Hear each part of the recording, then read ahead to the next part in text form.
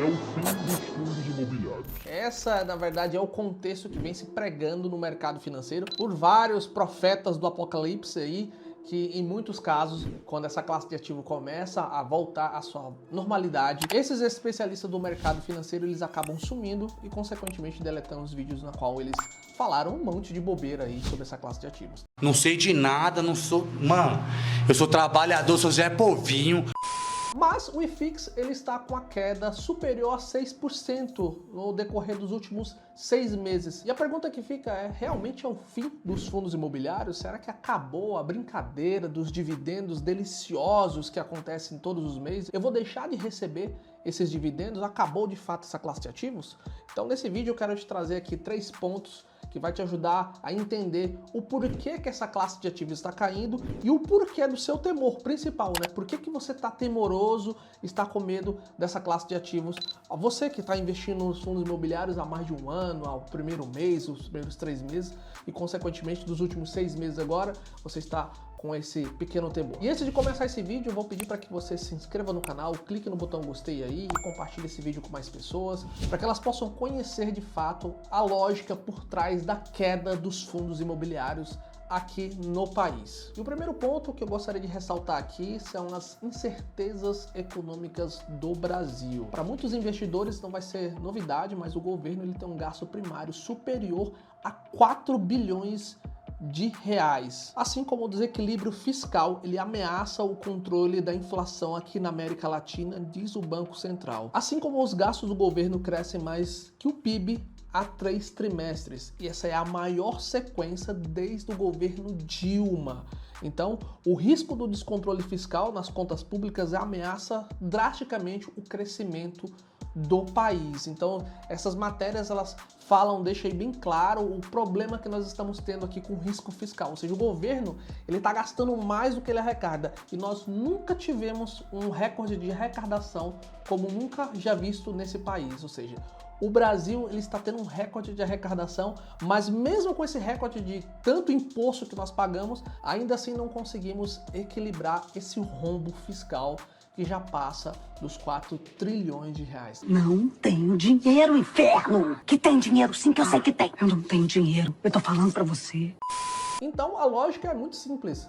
Quando o governo ele está gastando muito, ou seja, tem um descontrole fiscal, consequentemente o PIB ele vai crescer. Isso é economia básica. Se você não tem essa noção, eu sugiro que você comece a estudar um pouquinho mais sobre macroeconomia para que você possa entender o porquê o PIB está crescendo, mas estamos tendo um recorde de gastos públicos, porque isso faz parte da conta do PIB, que não é só isso, né? Mas é um dos fatores ali que faz pesar.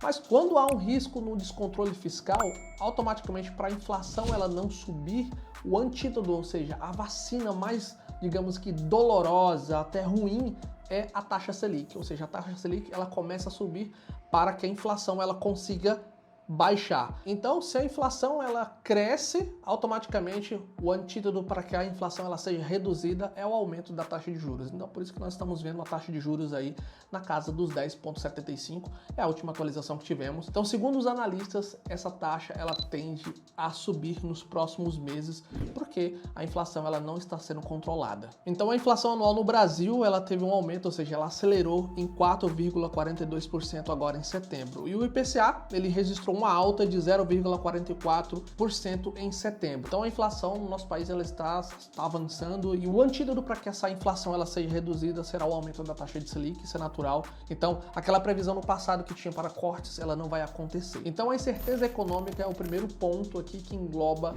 a nossa macroeconomia como um todo, tá? E o segundo ponto aqui é a análise burra. A análise burra é que o investidor convencional, o investidor iniciante, o investidor que não sabe o que está acontecendo no país como um todo, ele segue as headlines da vida, as notícias do dia a dia, dos analistas e acabam tomando decisões ali que impactam no dia a dia.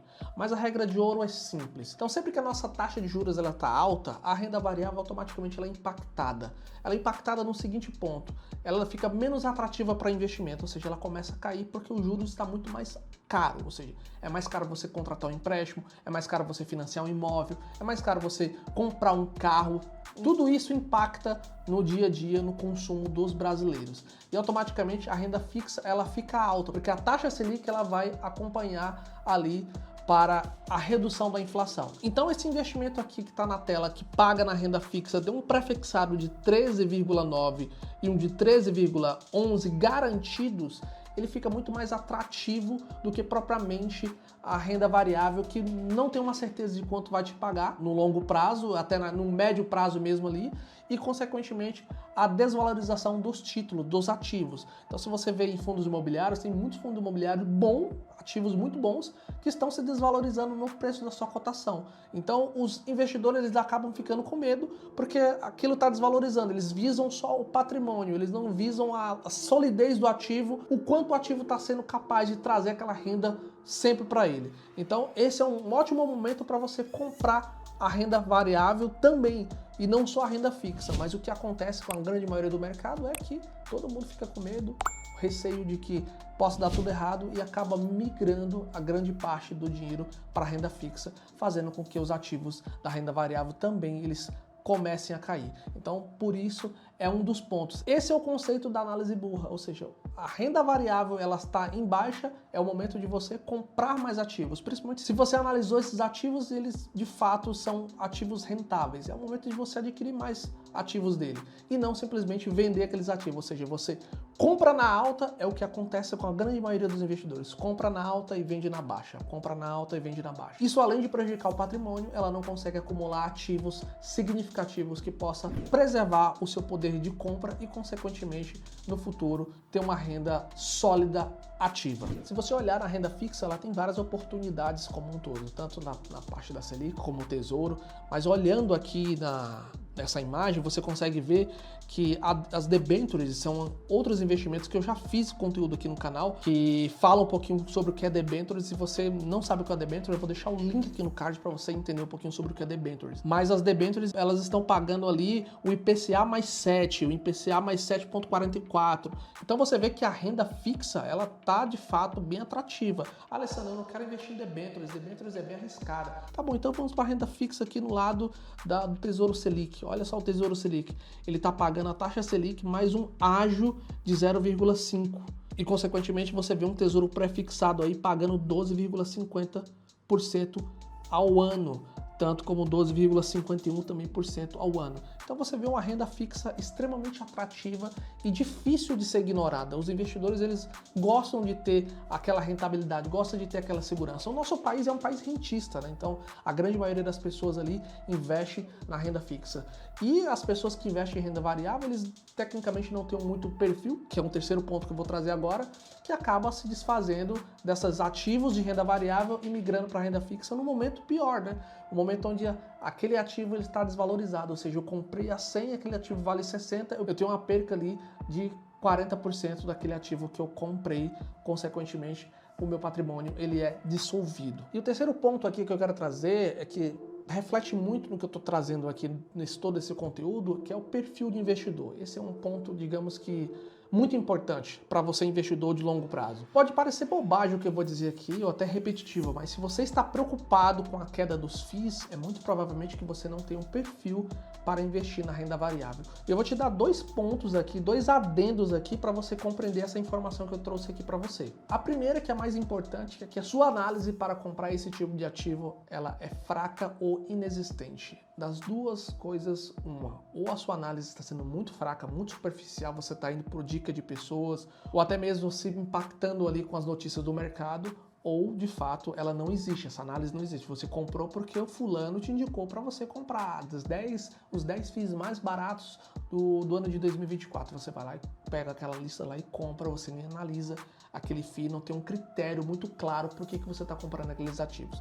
Veja, existem fundos imobiliários agora que eles estão extremamente descontados, mas que eles não perderam o seu fundamento, simplesmente porque o momento da renda variável não é um momento favorável, ou seja, a renda variável ela não está favorável para o cenário atual macroeconômico que nós vivemos. Então, por isso, os FIIs eles têm aquela queda. Mas isso não quer dizer que eles perderam o seu fundamento ou deixaram de ser investimentos bons. Pelo contrário, são investimentos excelentes, eles continuam pagando seus rendimentos, tem seus inquilinos ali, sendo um FII de tijolo, e ele vai te entregar os resultados, ou até pode entregar resultados melhores consequentemente melhorando ali a vacância física e a financeira que ele possa ter. Então, se você tem uma análise muito bem estruturada, não tem por que você estar com medo. Isso não faz sentido nenhum. Agora, se você está com medo, está com receio, tá, meu pai, isso vai acabar, os fundos imobiliários vai acabar, é porque você não fez essa análise de uma forma correta. E a segunda coisa aqui é que você não tem o perfil para renda variável. Você definitivamente não tem um perfil. O seu perfil não é para risco.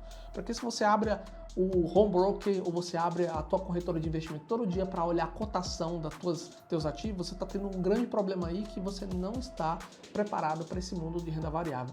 E muito provavelmente você nunca estará preparado. E eu vou dizer uma coisa para você, tá tudo bem. Se você nunca tiver esse perfil, eu tenho amigos que têm carteira de investimento que está exclusivamente na renda fixa. Eles estão ganhando muito dinheiro, ganham muito dinheiro com isso, porque a renda fixa, ela historicamente, ela pagou muito melhor do que a renda variável, principalmente se você não escolheu bons ativos, entendeu? Então, assim, é muito importante você ter essa visão, entender o teu contexto, o teu perfil de investidor, porque isso vai fazer uma diferença para você no longo prazo.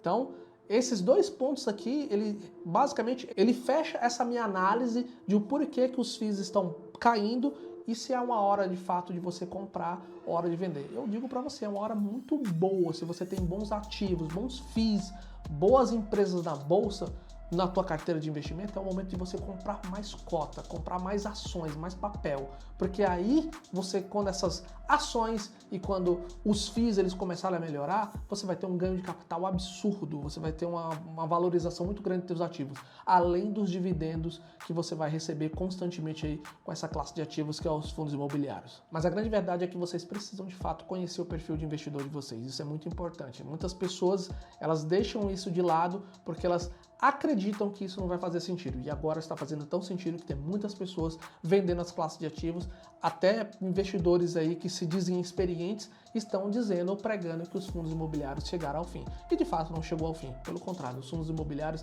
têm muita linha para queimar, é um mercado muito pequeno ainda comparado ao mercado que é nos Estados Unidos e no resto do mundo, tá? E se você chegou até aqui, você gostou do conteúdo, eu vou pedir para que você se inscreva no canal, clique no botão gostei e compartilhe o vídeo com mais pessoas para que elas possam conhecer de fato a grande questão de porquê que os FIIs eles estão caindo e se é uma hora boa de você comprar ou não. Eu digo para você que é uma hora excelente para você comprar esses ativos, porque você, principalmente se esses ativos eles foram bem avaliados, se existem critérios ali que você seguiu para analisar e para entender se aquele ativo de fato ele tem fundamentos. E se tem isso, cara, compra mais, enche o carrinho, faz compras grandes aí conforme os teus aportes, tá? Eu vou ficando por aqui, eu te desejo bons investimentos e até a próxima. Tchau, tchau.